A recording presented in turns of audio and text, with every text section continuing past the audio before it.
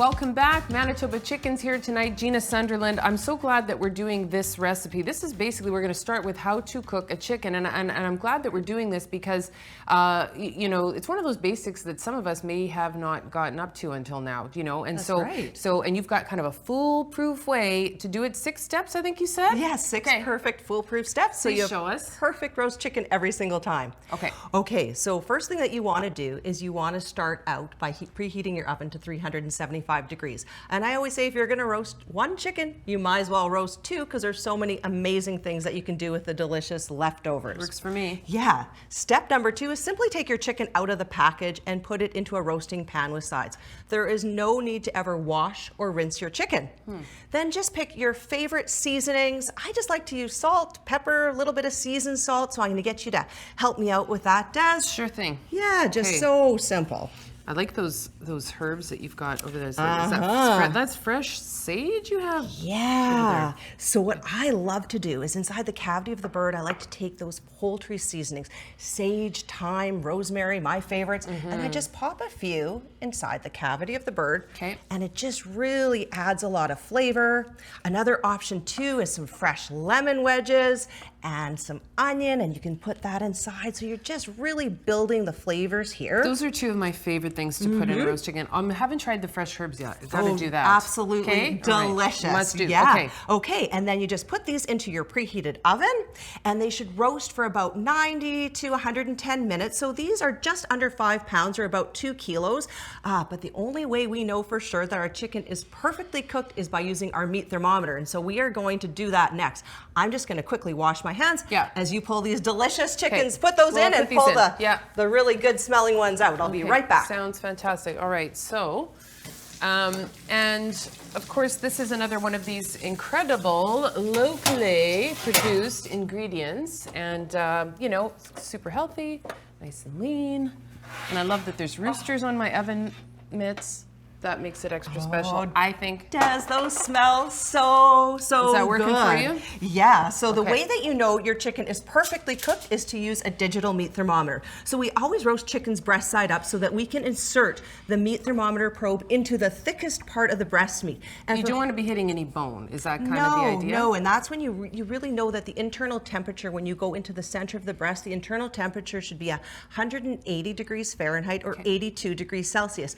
And then you know your chicken is perfectly cooked. Of course, you don't want to undercook it, but you don't want to overcook it and dry it out either. So when chicken smells this good, of course, we want to just start carving it. But one of the most important steps, Des, is that we want to tent that chicken. It's gonna make us wait. Okay, so this is just as simple as putting some tin foil over top of it. That's it. Yeah. You know, one of the things I didn't realize is that, like, so the reason that we do this is because if you start cutting in right away, all of those juices, when it's cooking, it rises to the surface. Correct me if I'm wrong. And then you need a little bit of time to let that sort of sink back into the. Yeah, you want to let all those juices settle back in, and you will not be disappointed. So about 20 minutes to let the chickens rest, 15 to 20. And you don't have to like seal it up.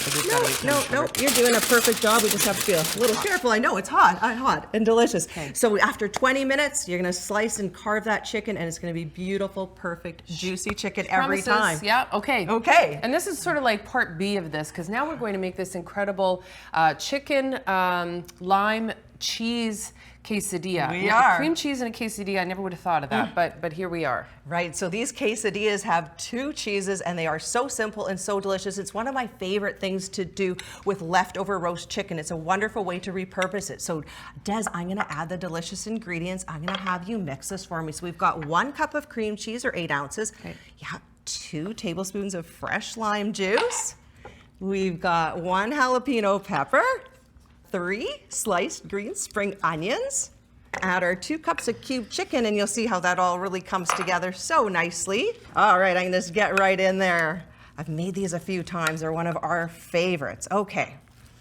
Well, so your food stylist, Shell, apparently she made these last night, and she said these were just so like out of this world delicious. Absolutely, you gotta try these. You've got to try these. Okay. This recipe doubles beautifully. Okay. Sorry, I kind of flaked out on you there. So No, you didn't. Not at all. Not at all. This is working out out just great. So I like to use these little flat spatulas to spread it. I spread about half of a large tortilla, or you can use small ones. And then, Des, we are just going to layer this up with some cheese and some fresh cilantro. Just right Yeah. on the whole thing. Perfect. Yeah, lime. There's no wrong way to do this. Fresh lime, 2 kinds of cheese, cilantro. You just fold it over. And I'm using a panini press, but you can use any kind of a grill. You can make these like a grilled cheese sandwich, or you can put them on a cookie sheet and pop in the oven until the cheese is nice and melted. And it's just that simple. Okay, so there you have it. 2 chickens, kind of 2 recipes, and I'm really glad that you did this how to roast a chicken, because it is one of those basics that everybody really, I guess, not should need to know, but it's cool to know how to do it and do it properly. So 6 simple steps. You can find that recipe online along with all of the rest of them, greattastesmb.ca. Make it up, tell us how it went for you, and send us pictures. We love to see those. And of course, the quesadilla recipe is going to be on there as well. When we come back, such a cool twist, well, I should say warm twist, on potato salad here on Great Taste of Manitoba. Don't go anywhere.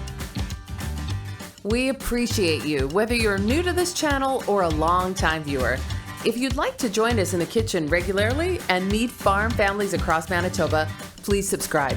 We share new videos every Sunday.